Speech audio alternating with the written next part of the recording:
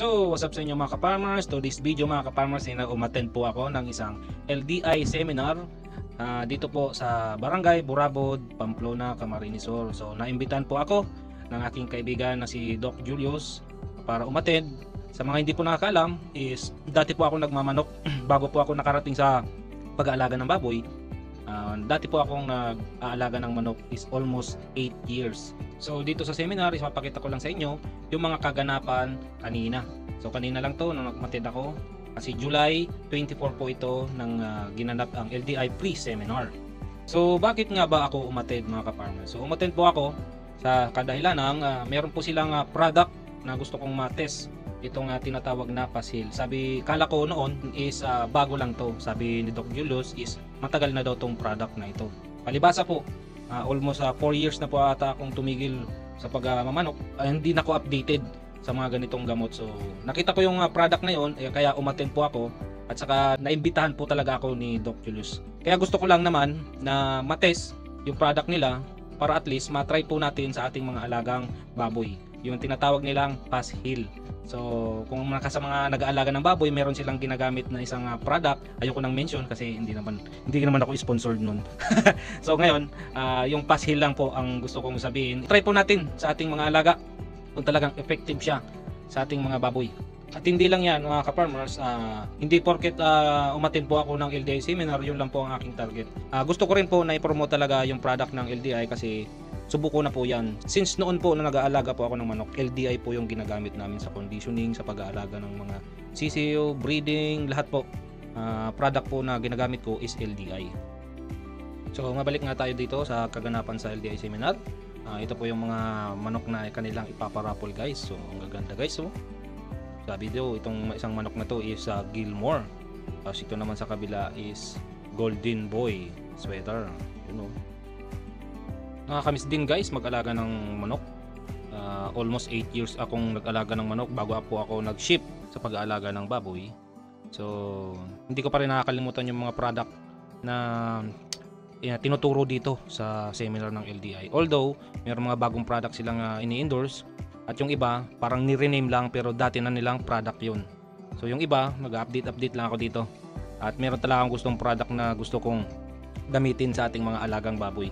At saka ma-share ko na rin sa mga kaibigan natin na nag-aalaga ng mga manok. Kasi yung mga kaibigan ko hanggang ngayon nag-aalaga pa rin ng manok mga ka-farmers.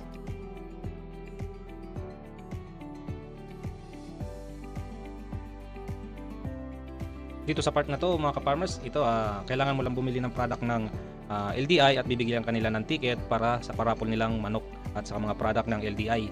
So meron ka ng ticket agad kapag bumili ka ng product ng LDI worth of 100 isang ticket. Kaya kung mas marami kang mabili, mas maraming ticket. Nga naman tigichismisan nindo dyan.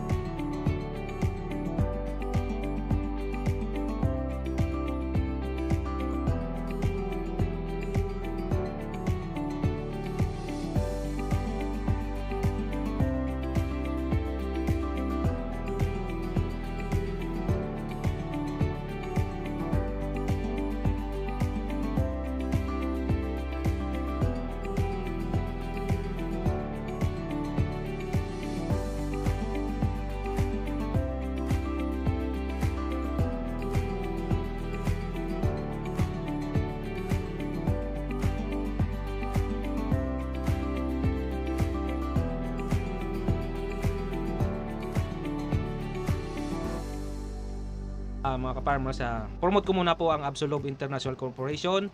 Yan po, yan din po sa baba. Nakita nyo yung mga product nila. Sila po ay nagbebenta ng kalidad na oil para sa ating mga sasakyan. Meron po silang mga oil na para sa 4 wheels, meron din sa motor at sa mga makina po na ginagamit natin, lalo na sa mga farm. Mga 4-stroke na makina, meron din po silang oil na para dyan. So ito yung na Absolove International Corporation. Yan po yung mga product nila. Pwede nyo pong bisitahin yung page nila, Absolove International Corporation, para makapag-order po kayo ng kanilang mga product.